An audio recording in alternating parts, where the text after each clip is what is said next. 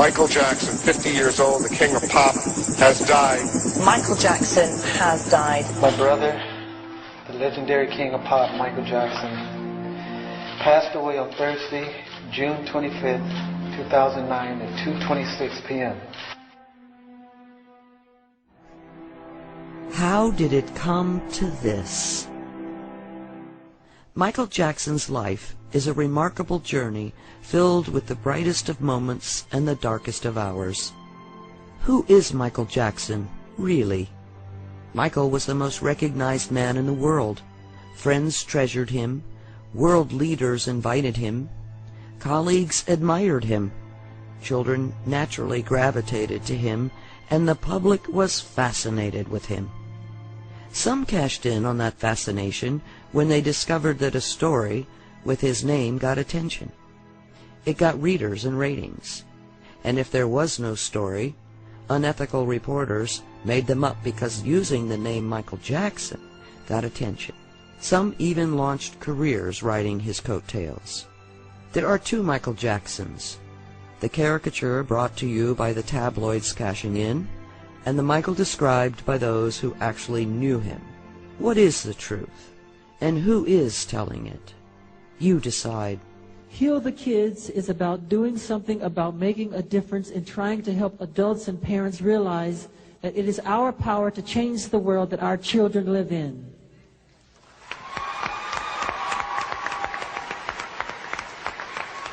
Who among us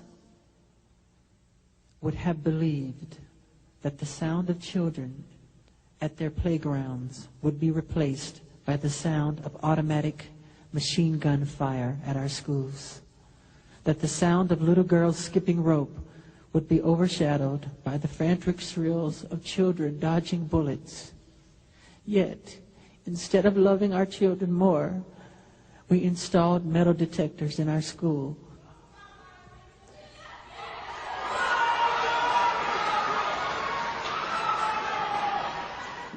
Friends, the foundation of all human knowledge, the beginning of human consciousness, must be that each and every one of us is an object of love.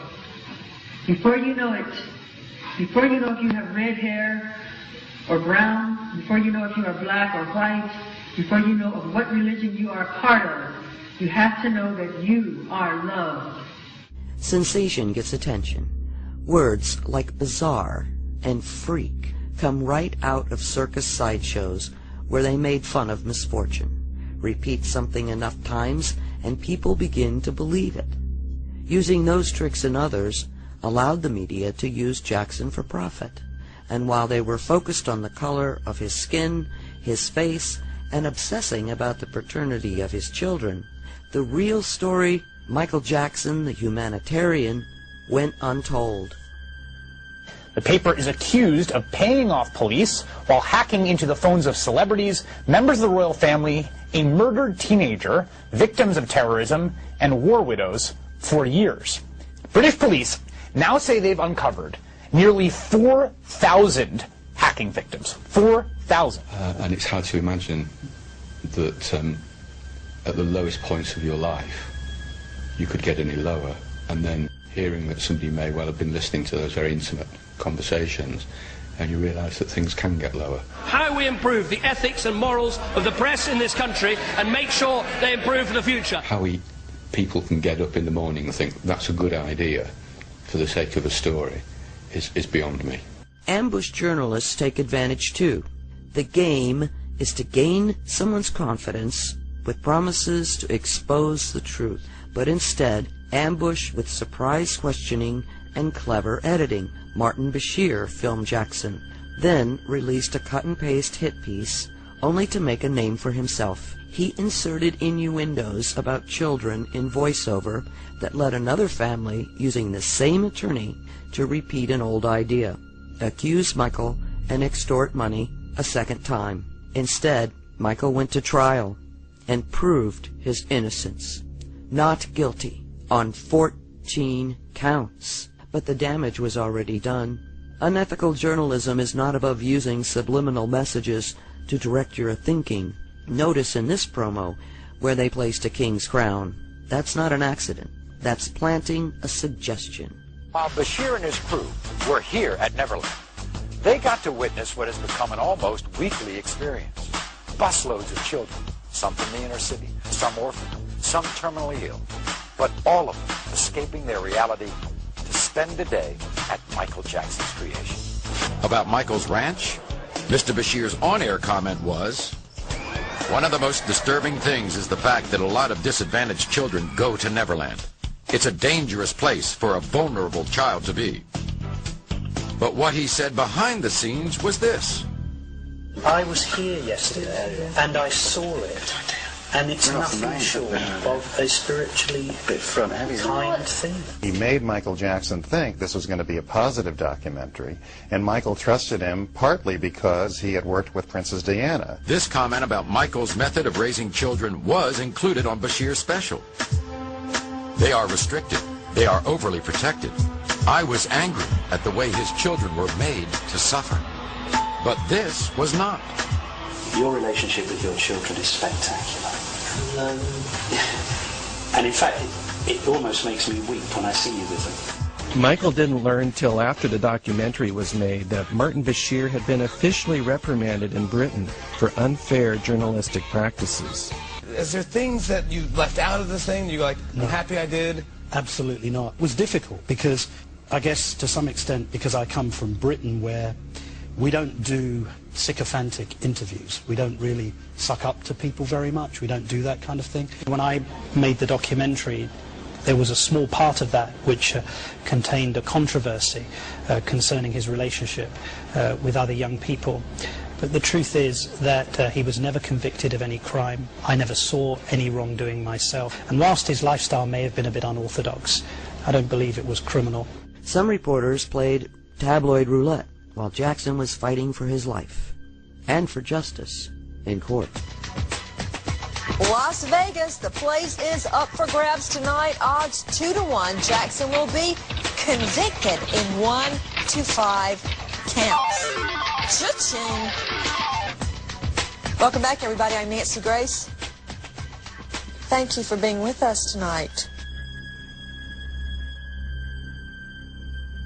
Some reporters stir up people's emotions for ratings or call themselves experts, use innuendo or the line, "sources tell me," to plant suggestion and pique interest. They dehumanize before they dismember the celebrity they target. What was all that fuss about the mask, his skin color, umbrella? We thought they were eccentricities. Could this in fact be a personal style that evolved to disguise a serious disease? Michael had lupus, a lung disease, and vitiligo. He didn't bleach his skin. Vitiligo destroyed the pigment. Many patients with lupus have vitiligo. It started on his hand. The glove came into being to camouflage. Quite a few of my patients have fibromyalgia. He may have suffered from that. Very common to be an insomniac. One thing you say to lupus patients, don't let the sun hit your skin. That's right. The mask kept paparazzi stalking Michael from splashing unflattering pictures and headlines in tabloids the next morning. And the obsession about paternity. What was really behind those stories about race and having children? Was it thinly veiled racism? Well, one glimpse at Michael Jackson will show you that he doesn't really look like an African-American man anymore. I think the Jackson family is all about this. I think that's why they'll fight for the children, because where the children go, that's where the money goes. Who's the real baby daddy of at least the first 2 kids? These kids are not biologically related to Michael Jackson. They're not. And I keep reporting that, and the fans keep saying, no, they are. They're his. Yeah. No, they're not. They're not. Get a clue. Get a clue. Because the children don't necessarily, and I guess the biracial children could look different, and they can be whiter or darker, or they can be sort of all one or all the other. Blue eyes, not so much. And questioning paternity or skin color only insults families who adopt or use fertility procedures to have children. It is Michael Jackson, and he lives to be strange. He's in free fall now, and we all got to stay glued to the set till we see the splat.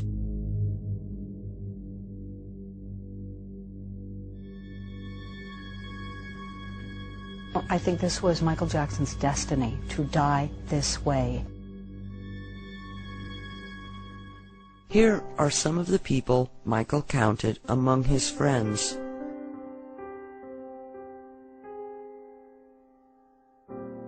Michael was a cheerleader for humanity. He always said he believed in us, said we are the world, and that together we could heal many of humanity's challenges. How do you heal the world according to Michael? His lyrics tell us how.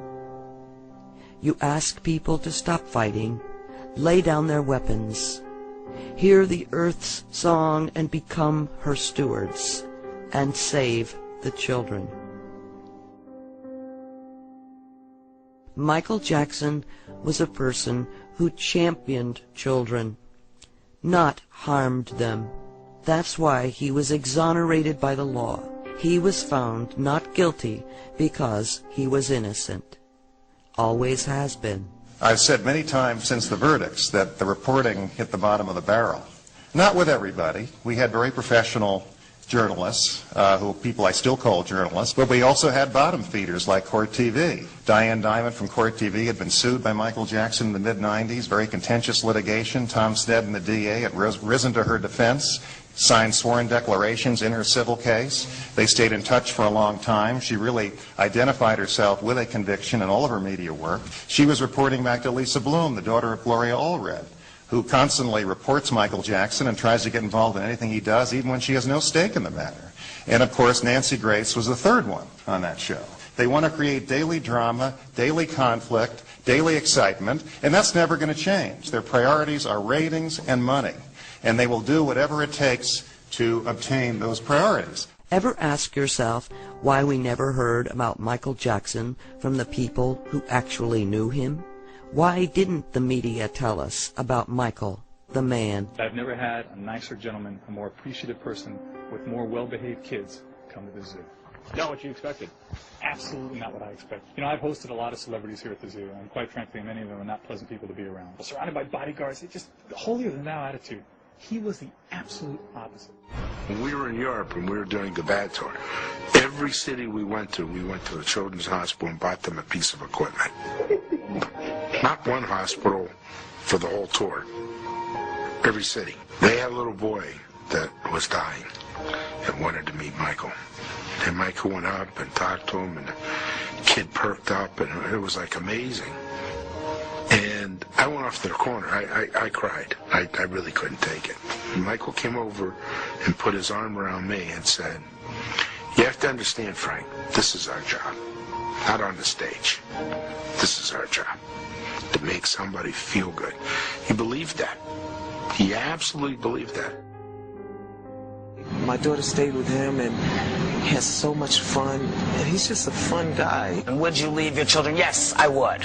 Yes, I did. I left my child with my... Yes. So many people really don't know him, and they don't give him a chance, and they're so ready to criticize. I was with Michael in Eastern Europe, and we got off of the plane, and he said, "You want to go to the hotel, or you want to come to the orphanage with me?" And it was like, rather than going to the hotel, he went to the orphanage. And he walked into this orphanage, and I remembered him looking, and he was walking through it, he was very calm.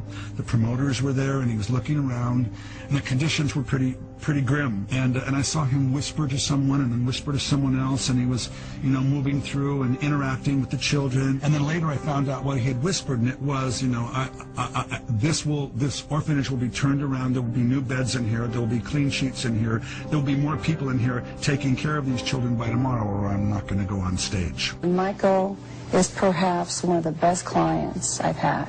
He's generous, he's kind, he's grateful. He thanks you for all the work you do every day. He had a very wonderful human side to him, too. He was polite and gentle, and in a business where we didn't hear these words too often, Michael, if he would ask for something during a session, he'd say, "Please." Such a great guy. He seemed otherworldly, but he was also a human being.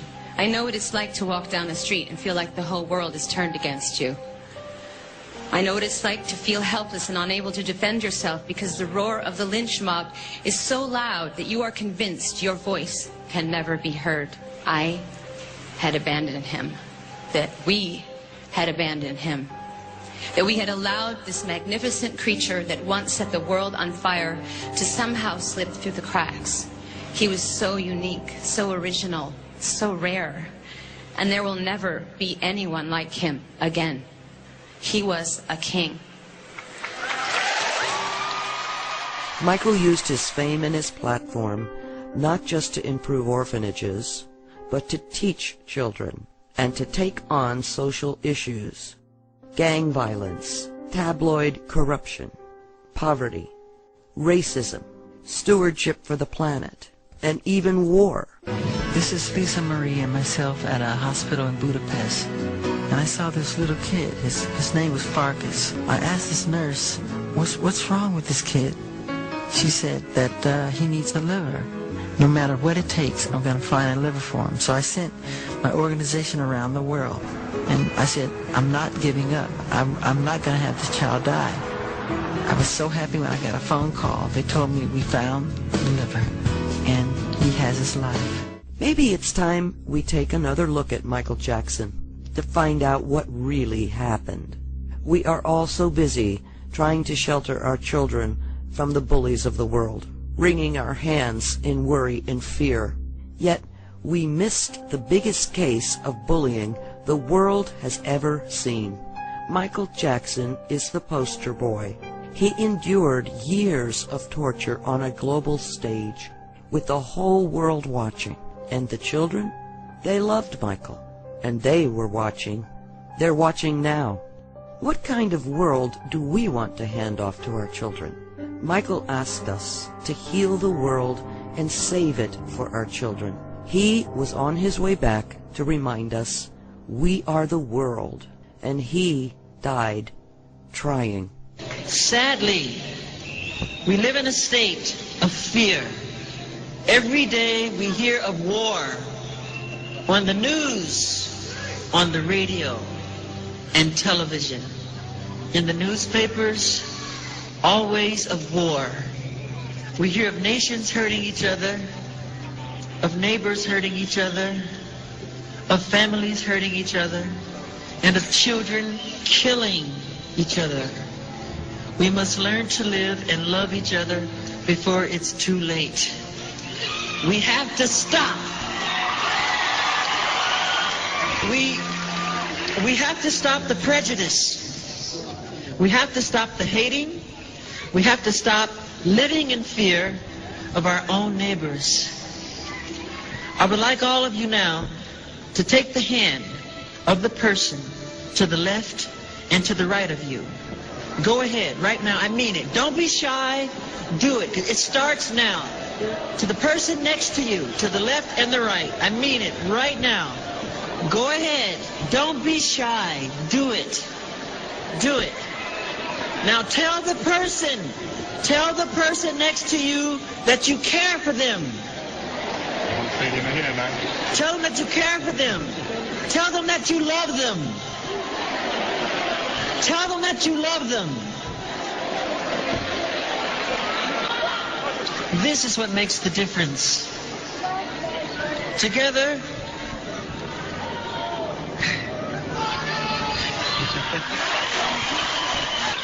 together, we can make a change in the world. Together, we can help to stop racism. Together, we can help to stop prejudice. We can help the world live without fear. It is our only hope. And without hope, we are lost. Just wanted to say, ever since I was born, Daddy has been the best father you could ever imagine.